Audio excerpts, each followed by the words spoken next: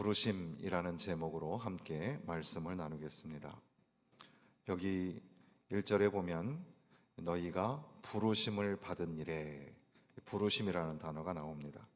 4절에도 너희가 부르심의 한 소망 안에서 부르심을 받았느니라, 이 부르심이라는 단어가 2번이나 나오게 됩니다. 성경에는 이 부르심에 관한 말씀이 참 많이 나오는데, 우리가 크게 이 부르심이라는 것을 생각할 때에는 2가지 정도로 구분을 할 수가 있겠습니다. 모든 인간에게 보편적으로 부르시는 아담아 이렇게 부르시는 그 부르심이 있습니다. 그리고 또 하나는 이제 우리를 성도로 교회로 부르시는 부르심이 있을 수 있겠습니다. 요즘 청년들이 부르는 찬양 중에 보면 하나님의 부르심이라는 찬양이 있습니다. 하나님의 부르심에는 후회하심이 없네. 내가 이 자리에 선 것도 주의 부르심이라. 하나님의 부르심에는 결코 실수가 없네. 나를 부르신 하나님의 신실하심을 믿네. 나를 부르신 뜻을 나는 알 수 없지만 오직 감사와 순종으로 주의 길을 가리라. 때론 내가 연약해져도 주님 날 도우시니 주의 놀라운 그 계획을 나는 믿으며 살리. 하나님의 부르심이라는 제목의 찬양인데, 하나님께서 우리를 부르신다. 너희도 그들 중에서 예수 그리스도의 것으로 부르심을 받은 자니라. 우리가 알거니와 하나님을 사랑하는 자 곧 그의 뜻대로 부르심을 입은 자들에게는 모든 것이 합력하여 선을 이루느니라. 하나님이 우리를 부르신다. 모든 사람들을 하나님이 부르십니다. 그래서 아담을 창조하시고 그 인간에게 생육하고 번성하여 땅에 충만하라 이렇게 명령하시는데, 이것도 역시 인간에게 주시는 부르심입니다. 그리고 또한 엿새 동안은 너희가 모든 일을 행할 것이나 힘써 모든 일을 행할 것이나, 그러니까 우리의 삶에 주어진 이 직업이 있습니다. 이것도 부르심입니다. 그래서 부르심은 영어로 콜링이라고 하는데, 이 부르심은 천직 또는 소명이라고 부르기도 합니다. 그래서 우리가 하고 있는 일들도 하나님께서 우리에게 맡겨주시는, 그리고 이것은 우리가 가지고 있는 직업뿐 아니라 우리가 가지고 있는 개인적인 그 인격적인 자질, 그리고 또한 달란트, 은사, 이런 것도 역시 하나님이 우리를 부르신 부르심입니다. 어떤 사람들은 사람들을 잘 케어하는 은사가 있습니다. 어떤 사람들은 잘 가르치는 은사가 있습니다. 여러분에게 다양하게 주어진 재주와 솜씨도 하나님의 부르심 안에 있다는 겁니다. 하나님의 부르심에는 후회하심이 없고 하나님의 부르심에는 실수가 없다. 하나님이 우리로 하여금 우리 되게 하신 것, 그게 바로 부르심인데, 그 부르심에 우리는 감사하고 순종하며 믿음으로 살아가면 되는 겁니다. 그것이 우리 인간을 부르신 하나님의 부르심이라는 거죠. 성경에는 여러 형태의 부르심이 있는데, 예를 들면 사무엘 같은 경우는 하나님께서 사무엘을 부르시죠. 그런데 사실 사무엘은 하나님이 부르시는 것을 몰랐습니다. 이미 제사장이었던 엘리는 이것이 하나님의 부르심이구나 라는 걸 알았어요.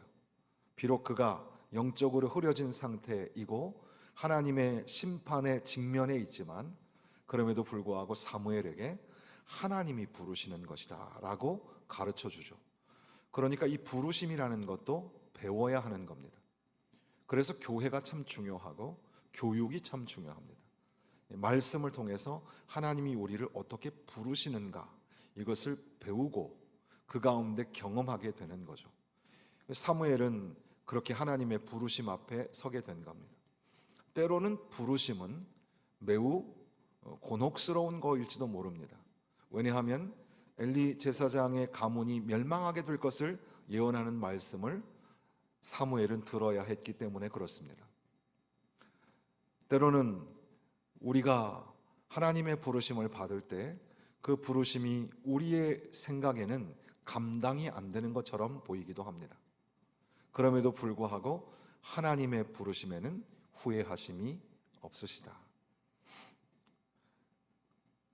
요한복음에는 나다나엘이라는 사람이 나오는데, 그 사람은 항상 모세가 율법에 기록하고 여러 선지자가 기록한 메시아를 만나고 싶어 했습니다. 그때 이제 빌립이 나다나엘을 초청하죠. 바로 그 메시아가 주님이 계신다. 주님에게로 나와봐라. 그럴 때 나다나엘은 뭐라고 합니까? 나사렛에서 무슨 선한 것이 날 수 있느냐. 그러니까 주님이 메시아인 것을 볼 수 있는 눈이 없었습니다. 그럼에도 불구하고 우리식으로 말하면 믿져야 본전 이런 마음이었을까요? 어쨌든 나다나엘은 그 초청에 응하여서 예수님에게로 나아가고 예수님을 만나고 예수님을 알아보게 됩니다. 예수님께서는 내가 너를 무화과 나무 아래서 보았다 함으로 믿느냐? 이보다 더 큰 일을 보리라. 진실로 진실로 너희에게 이르노니 하늘이 열리고 하나님의 사자들이 인자 위에 오르락내리락 하는 것을 보리라. 나다나엘이 예수님을 만나러 간 것처럼 보이지만 사실은 예수님이 나다나엘을 부르셨다는 사실입니다. 부르심은 내가 하나님께 나아간 게 아니라 하나님이 우리를 부르셨다는 데 초점이 있습니다. 더 나아가서 이렇게 인자가 하늘이 열리고 인자가 오르락내리락 하는 것을 보리라 라는 것은 바로 이 땅에 우리가 살아가는 이 인류의 역사, 그리고 또한 우리 개인의 역사, 그것은 내 마음대로 가는 게 아니라 하나님이 전권적으로 개입하셔서 하나님이 이끄시고 하나님이 다스리신다. 그러니까 부르심이라는 것은 내가 가지고 있는 소명이나 천직이나 내가 살아가는 모든 인생의 여정이 부르심인데, 이 부르심은 내 마음대로 가는 인생이 아니라 하나님이 주관하시고 하나님이 다스리시고 하나님이 인도하신다. 이것을 그 부르심 안에서 알 수 있는 거죠. 팀 켈러 목사님께서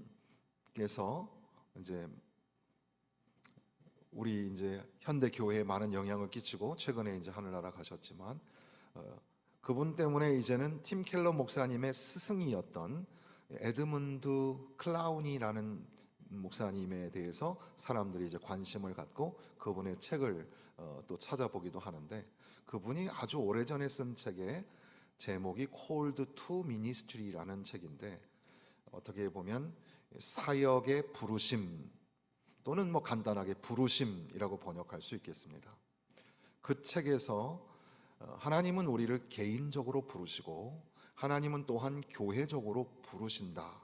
그런데 이렇게 하나님이 우리의 이름을 부르시고 또한 우리를 사명자로 소명으로 부르시는 것, 이 부르심은 창조의 선물이고 또한 이 부르심은 하나님의 고귀한 명령이다.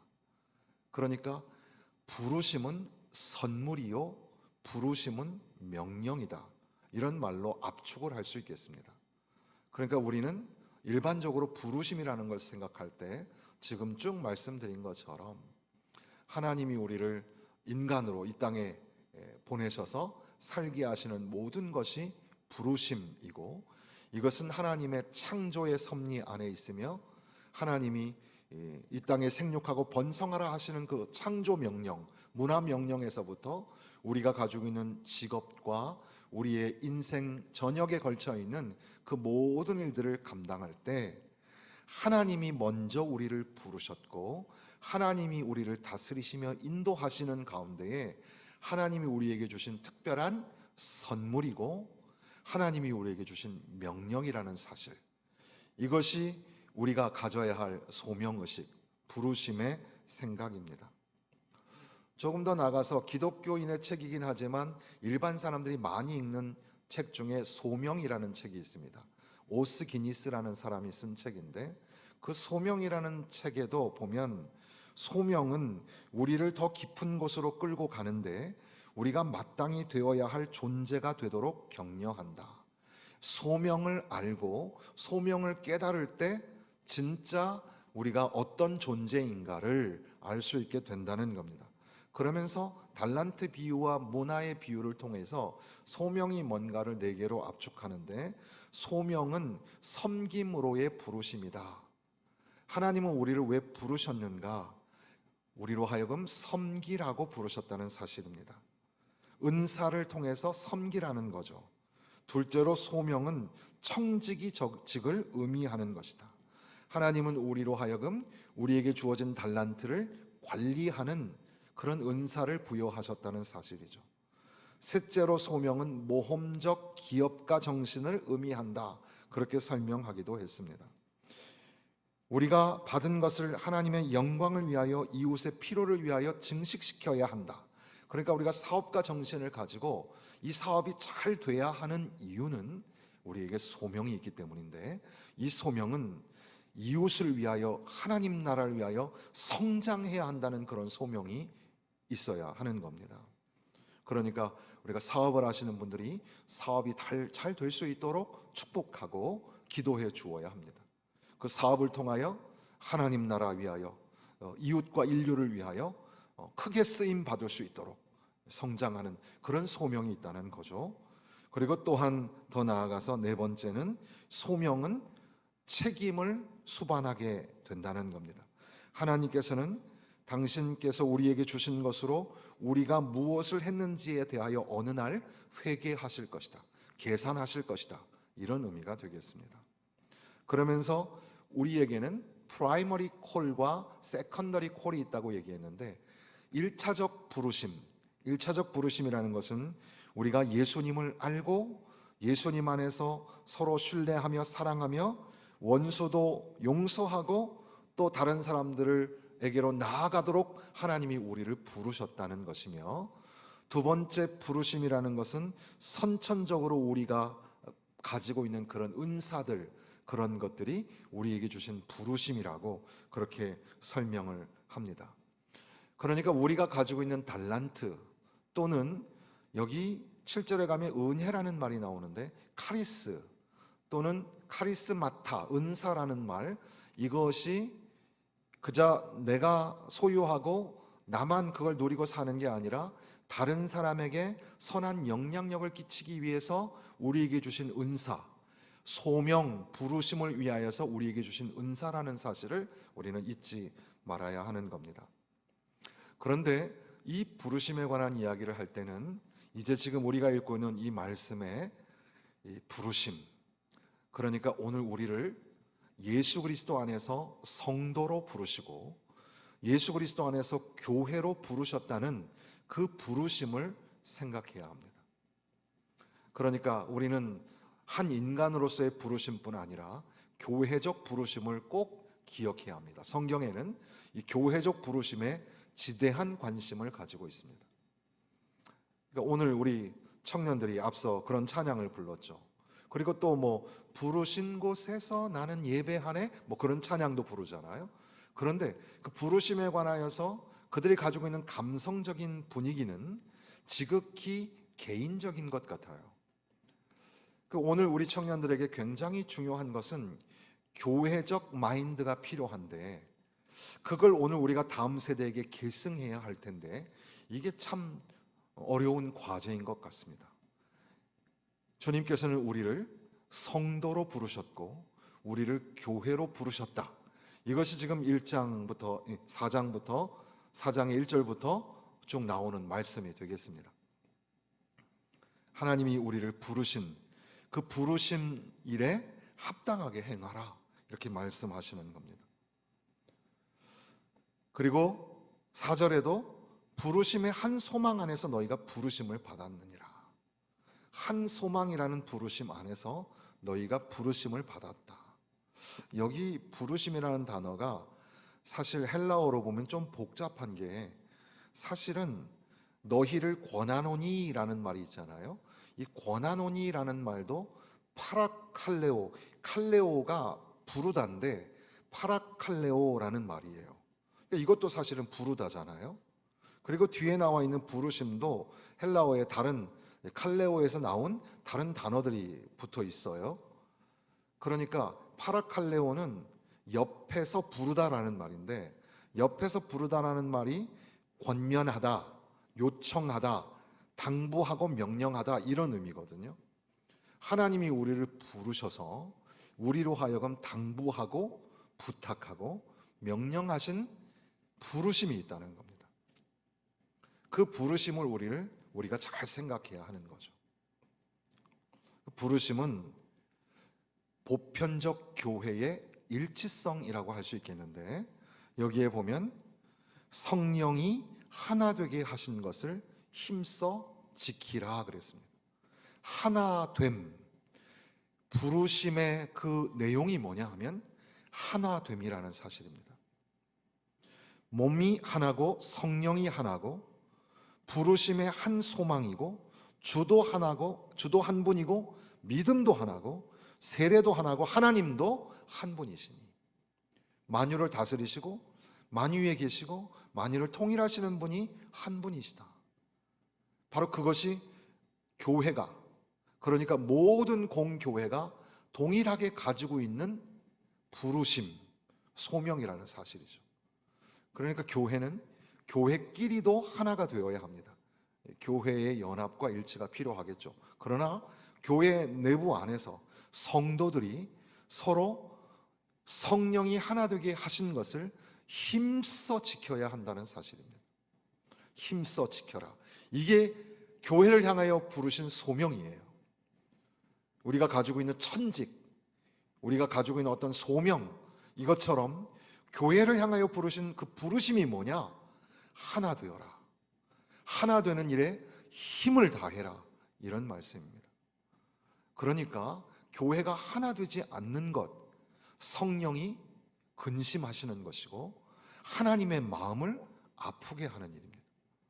우리는 힘을 다해서 교회가 하나 되는 일에 모든 정성을 쏟아야 하는 겁니다. 어느 정도냐 하면 여기 보니까 모든 겸손과 온유로 하고 그랬습니다. 여기 겸손이라는 말이 실제 고대 사회에서는 겸손이란 말을 좋은 의미로 쓰지를 않았어요. 겸손이란 말은 종의 굽실거리는 복종이었어요. 굽실 된다는 말 아시죠? 그냥 뭐 높은 사람 앞에서 막 그렇게 굽신대는 거. 그런 의미로, 부정적인 의미로 사용됐던 말인데 바로 이것이 예수 안에서, 교회 안에서 아름다운 언어가 되었어요. 더군다나 지금 여기 바울 사도가 표현하고 있는 이 헬라어의 타페이노프로시네라는 말은 겸손인데 어떤 겸손이냐면 마음의 겸손이라는 뜻이거든요. 그것은 주석가들은 다른 사람들의 값어치와 진가를 겸손하게 인정하는 것이라 그랬습니다. 교만과 겸손은 먼 양극에 해당이 되지만 사실은 교만과 겸손은 매우 가까이에 있습니다. 우리는 교만하지 않도록 주의해야 합니다. 겸손하기를 위해서 늘 생각을 많이 해야 합니다. 마음이 참 중요합니다. 다른 사람들이 얼마나 존귀한 존재인가를 인정해 주어야 합니다.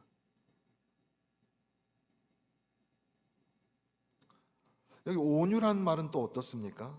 온유라는 말은 길들여지지 않는 말. 옛날에는 그 서부 영화에 보면 그 카우보이들이 말 길들이는 장면이 나오곤 했는데 길들여지지 않는 말이 막 펄쩍펄쩍 뛰잖아요. 그 길들여지지 않는 말을 완전히 제어해서 길들여질 때 그걸 온유라고 했습니다. 온유가 얼마나 정말 독특한 성품인지 우리가 생각해 봐야 합니다. 여러분들은 온유한 성품을 가지고 계십니까? 어떠세요? 그러니까 막 길길이 날뛰는 그런 이 망아지가 완전히 그냥 순종이 돼서 제어를 당해서 말을 잘 듣는 그런 말처럼 여러분들 그런 성품이 되셨습니까? 한번 잘 생각해 봐야 합니다. 겸손과 온유, 이게 하나의 쌍입니다. 겸손한 사람이 자신의 개인적 장점들은 좀 낮추고 타인의 장점과 존귀함을 높여주고 인정하는, 그리고 온유한 사람들은 자기가 가지고 있는 개인적 권리, 내가 누군데 하는 것들을 내려놓고 온유한 마음으로 그렇게 살아가는 그런 성품으로 무엇 되게 하는 것을 힘쓰라고요? 하나 되게 하는 것을 힘쓰라는 겁니다. 이게 얼마나 참 도전적인 말씀입니까? 우리는 성령이 하나 되게 하시는 것을 힘써 지켜야 합니다. 이것이 부르심입니다. 근데 이 부르심을 지키기 위해서 우리는 모든 겸손과 온유함으로, 그리고 더 나아가서 보니까 오래 참음이라는 말이 나오죠. 오래 참는다는 게 뭘까요? 평상시에는 뭐 인내하고 참는 게 괜찮죠. 뭐 찜질방 사우나에 들어가서 뜨거운 온도에 조금 견디고 참아내는 거, 그런 게 아니에요. 여기 오래 참는다는 말은 나를 누군가가 화나게 한다는 뜻이에요.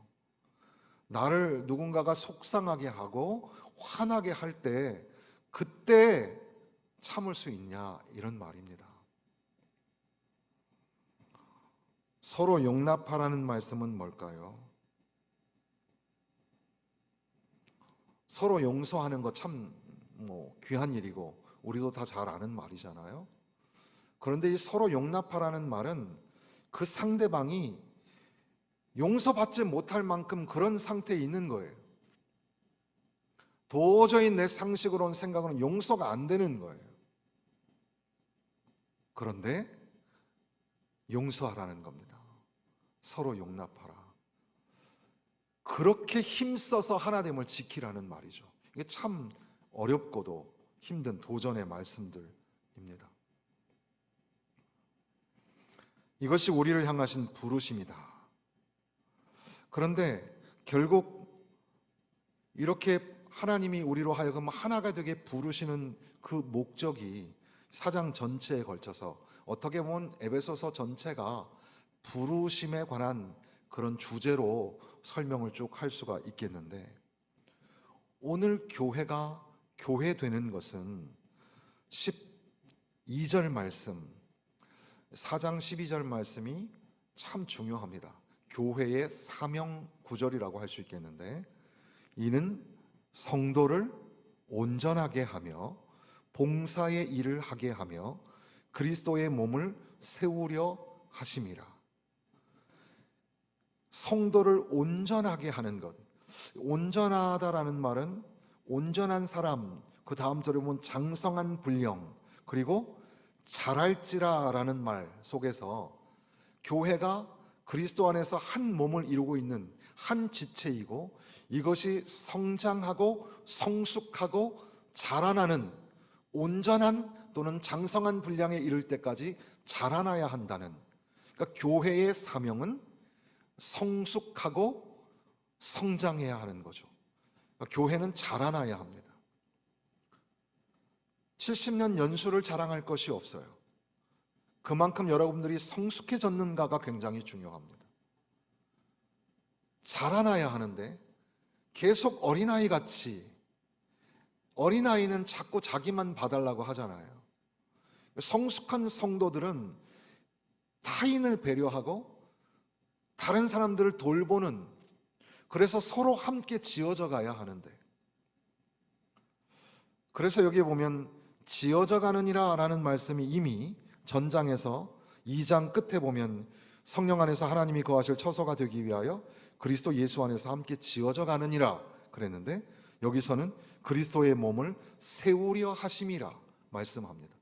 지어져 가다, 세우다라는 말이 빌드, 그러니까 건축 메타포라고 하는데, 마치 건물이 세워지는 것처럼 교회는 성장하고 성숙하는 것뿐 아니라 함께 서로 어울려서 지어져 가는, 마치 건물이 지어져 가는 것처럼 그렇게 지어져 가야 한다는 겁니다. 그 가운데에 봉사의 일을 하게 하며, 여기 봉사가 디아코니아입니다. 디아코니아에서 소위 그 집사라는 말, 디컨이라는 말이 나오게 되죠.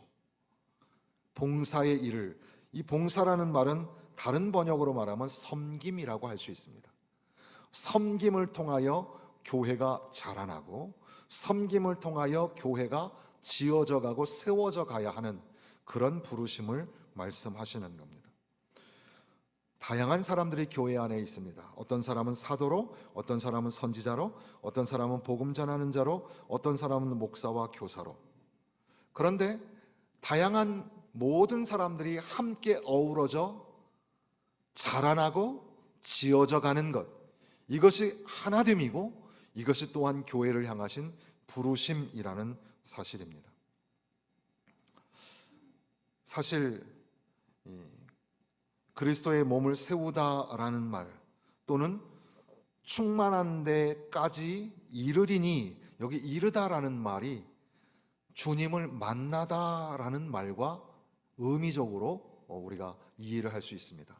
그러니까 그냥 우리가 자라나고 또 뭐 지어져 가서 번듯하고 이게 아니라, 우리가 장차 주님 앞에 설 때에, 주님을 만날 때에, 이제 우리는 하나님을 다 만나겠죠. 하나님 앞에 서게 될 겁니다. 그때 우리가 그 천국 잔치의 아름다운 그리스도의 신부로 그 앞에 설 때까지 우리는 우리에게 부르신 그 부르심, 하나 되게 하시는 그 부르심을 힘써 지키면서 살아가야 한다는 겁니다. 앞서 여러분들에게 여기에 권하노니라는 말씀이 또한 부르심이라고 말씀을 드렸습니다. 사랑하는 성도 여러분, 올 한 해를 시작하면서 또다시 우리는 나를 하나님이 왜 부르셨을까? 물론 젊은 사람들도 소명, 천직, 직업의식 이런 게 필요하겠지만, 오늘 이렇게 70이 지나고 80이 되는 노년에 있는 성도에 이르기까지 하나님이 우리를 왜 성도로 부르시고 왜 교회로 부르셨을까? 또는 하나님은 왜 우리를 목사로, 장로로 부르셨으며 우리를 교사로 또는 구역장으로 부르셨을까? 하나님은 우리에게 하나됨의 그 한 소망 안에서 우리를 부르셨다는 사실을 꼭 잊지 마시고, 하나님께서 우리에게 이 맡기신 이 하나됨의 부르심, 이것을 간청하고 요청하고 권면하고 명령하셨다는 사실을 잊지 말고, 부르심에 합당한 겸손과 온유와 오래 참음과 사랑 가운데서 서로 용납하는, 용서하는 그런 하나됨의 부르심을 계속해서 성숙시키고 또 지어져가는 우리 교회 되었으면 참 좋겠습니다. 어떻게 그런 일이 가능할까? 오늘 계속 말씀을 드릴 수는 없으니까 다음에 우리가 다시 읽어야 되겠지만, 결론적으로 이렇게 말씀을 드릴 수 있겠죠. 이렇게 우리가 하나 될 수 있는 이유는 바울 사도가 에베소 교회를 향하여 계속해서 반복하고 강조하고 있는 엔 크리스토스, 그리스도 안에서, 예수 안에서 이것이 가능하다는 겁니다. 한 성령 안에서, 그리고 사랑 안에서, 그리고 교회 안에서, 이 안에서라는 말씀을 여러분 말씀하시는데, 전체를 놓고 보면 이것이 예수 그리스도 안에서라는 말로 귀결이 됩니다. 하나됨이 어떻게 가능합니까? 겸손과 온유, 오래 참음과 서로 용납함이 어떻게 가능합니까? 어떻게 우리가 서로 사랑 가운데서 자라나고 지어져 갈 수 있습니까? 예수 그리스도 안에서 예수님을 만나고 예수님을 믿고 힘들고 어려울 때마다 예수님을 바라보며 살아갈 때 우리는 우리에게 부르신 그 소명을 따라 하나됨의 귀한 부르심을 만들어가게 될 것입니다. 주님 앞에 서는 날까지 하나됨의 이 부르심을 굳건하게 지켜내는 저와 여러분 되시기를 주님의 이름으로 축원합니다.